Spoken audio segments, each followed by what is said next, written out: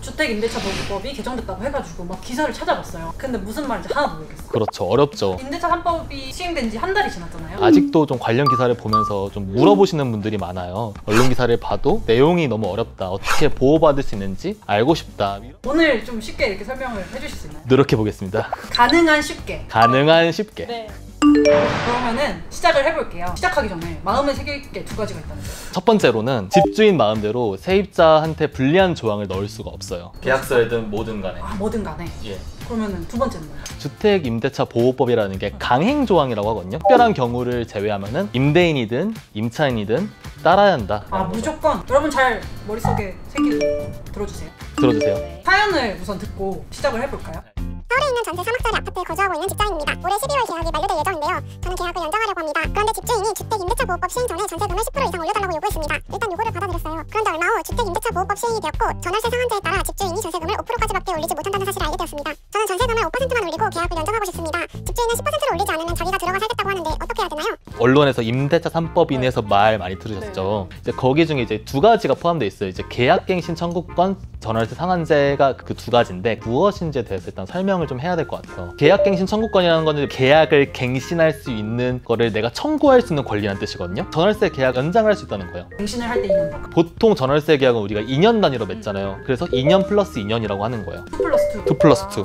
그럼 전월세 상한제도는 뭔가요? 집주인에게 5% 이상 전월세를 올리지 못하게 하는 거예요. 전월세 보증금이 될 수 있고 뭐 월세가 될 수 있고 한데요. 아, 월세도 해당이 되는 거예요? 예, 맞습니다. 2+2라고 했잖아요. 계약갱신 청구권을 행사를 하면 무조건 2년을 더 살아야 돼요? 언제든지 임대인에게 해지 통보를 할 수 있어요.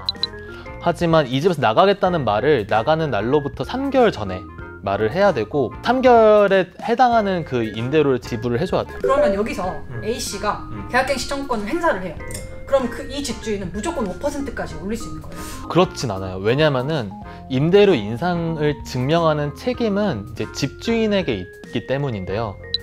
쉽게 말하면은 내가 전월세를 올리고 싶으면 내가 왜 전월세를 올려야 되는지 세입자한테 설명을 해줘야 되는 거예요. 뭐 예를 들어서 내가 경제 사정이 너무 어려졌다든지 좀 올려야 된다, 부득이하게 그렇다는 거를 설명을 해줘야 돼요. 그럼 5%는 그냥 최대고 1%든 2%든 임차인이랑 임대인, 그러니까 세입자랑 집주인이 이렇게 협의를 해가지고 정할 수 있는 거네요? 예, 그렇습니다. 집주인이 1%만 올릴게, 1%만 올려줘 라고 했어요. 네. 근데 세입자인 제가 싫어요, 동결하고 2년 더 살고 싶다 이러면 어떻게 돼요? 그래도 가능은 해요. 왜냐하면은 계약갱신 청구권이라는 거는 무조건 내가 청구를 하면은 진짜 특별한 이유를 제외하고는 받아들여야 되기 때문이죠. 거절은 아예 못하는 거예요? 거절을 할 수 있는 사유들이 있어요. 9가지 이유가 있는데요. 네. 아까 말씀드렸던 것처럼 이제 집주인이 직접 들어가 산다거나 자녀들이 들어가 산다. 월세를 2개월 이상 밀렸다거나 집을 뭐 크게 파손을 시켰다든지 중과실이라고 하죠. 엄청난 과실로 인해 가지고 화기를 뭐 방치를 해놨다가 불이 엄청 나가지고 집이 막 홀랑 타버렸다.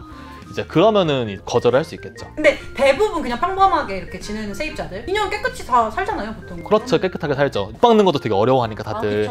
그렇죠. 그러면은 실현 가능성이 되게 낮겠네요. 맞습니다. 그러면 여기까지 쫙 들어보니까 제가 A씨라면 계약갱신 청구권을 행사를 하고 5% 이내로 보증금 올리고 2년 살면 될 것 같거든요. 이렇게 하면 되는 거 아니에요? 뭐 물론 그렇게 해서 2년은 더 살 수 있긴 하겠지만 그 2년 동안 사실 집주인이 뭐 여러 가지 압박을 할 수도 있고 약간 가시방석에서 사는 느낌일 것 같아서 계약갱신 청구권을 꼭 써야 되는 건 아니니까. 그냥 협의가 잘 되면 계약갱신을 할 수도 있는 거고. 맞아요. 계약갱신 청구권은 일단 내가 세입자가 된 순간 무조건 한 번은 쓸 수 있게 돼 있거든요. 같은 집에서? 예, 같은 집에서. 그거 계약갱신 청구권을 사용하지 않고 계약을 연장하면은 이 주택임대차보호법이라는 게 시행되기 전이랑 똑같은 조건이 되는 거거든요. 이제 그렇게 되면은 법적으로는 이거를 이제 새 계약으로 바라봐요. 5% 초과해서 계약을 하는 경우는. 그러면은 새 계약에 따라서 또 이거에 대한 2년이 더 추가가 되는 거죠. 5%가 추가가 되면은 이게 원래 계약갱신이 아니라 같은 집에 살아도 새 계약? 그렇습니다. 그러면 계약갱신 청구권은 2년 후에 또 6년을 살 수 있겠네요? 그렇죠. 이것도 또 방법이겠네요. 이것도 궁금했어요. 이 집주인이 자기가 들어와 산다 그러잖아요. 자기가 들어와 산다고 했다가 이거 공실로 비워두거나 아니면 다른 사람한테 임대를 해요. 그럼 어떻게 돼요? 이제 원칙적으로는 임대인이 세입자한테 손해를 배상을 해줘야 돼요. 어떤 손해? 앞으로는 내가 계약을 끝난 이후로도 이제 새 세입자를 뒀는지 안 뒀는지에 대해서 확인을 할 수 있게 법이 바뀌어요. 이게 거짓말을 할 수가 없겠네요. 만약에 내가 세입자가 나중에 확인했을 때 새로운 세입자랑 계약을 했다 그러면 거기에 대해서 손해배상을 청구할 수 있습니다. 그러면은 거짓말하기도 살짝 기다려. A씨가 만약에 계약갱신 청구권을 행사를 하고 싶으면 뭐 어떻게 해야 되는 건가요? 말로 그렇게 얘기를 해도 되고 카카오톡을 보내도 되고 문자를 보내도 되고 사실 방법은 되게 다양하게 하면 돼요. 집주인이 들었다, 알고 있다라는 걸 이제 인지를 시켜주면 되는 건데 말하고 끝내면은 나중에 뭐 분쟁 소재가 있을 수 있잖아. 난 못 들었는데 이럴 수 있으니까 내용 증명을 보내거나 아니면은 뭔가 서류상으로 이제 입증할 수 있는 기록이 남을 수 있는 것들을 해주면 좋죠. 그럼 계약갱신 청구권은 그 재계약을 하기 전에 어쨌든 행사를 해야 되잖아요. 법에 따르면은 계약이 이제 끝나기 6개월 전부터 사용할 수 있고 1개월 전까지 사용하면 돼요. 6개월서부터 1개월까지. 이번 A씨는 12월에 만료가 된다고 하니까 12월에 6개월 전, 뭐 6월부터 11월까지 말을 해야겠네요. 그렇습니다. 근데 이제 법이 바뀌어서 12월 10일부터 새로 체결되거나 연장되는 계약 같은 경우는 2개월 전까지만 가능해요. 12월 10일 이후에 이 영상을 보신다고 하면은 무조건 2달 전에 2달 전에 말을 해야죠. 2달 전까지는 무조건. 예, 그렇습니다. 그걸 넘어가게 되면 계약갱신 청구권을 사용할 수가 없어요.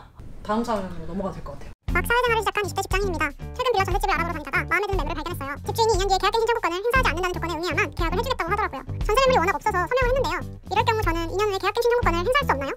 저희가 초반에 이제 우리가 마음에 새기자고 했던 딱 2가지가 있었잖아요. 첫 번째는 집주인 마음대로 세입자한테 불리한 조항을 넣을 수 없다. 두 번째는 주택임대차보호법은 특별한 경우를 제한 무조건 따라야 한다. 무조건 따라야 된다. 무조건 따라야 한다. 법 10절 보면은 이 법에 위반된 약정으로서 임차인에게 불리한 것은 그 효력이 없다라고 돼 있어요. 이거 임차인에게 무조건 불리한 거잖아요. 불리한 거죠. 이거 못 쓰게 한 거니까 불리한 거니까 이거는 안 따라도 되겠네요. 안 따라도 되는 거죠. 그럼 이 약정 무효? 무효죠. 끝났습니다. 끝!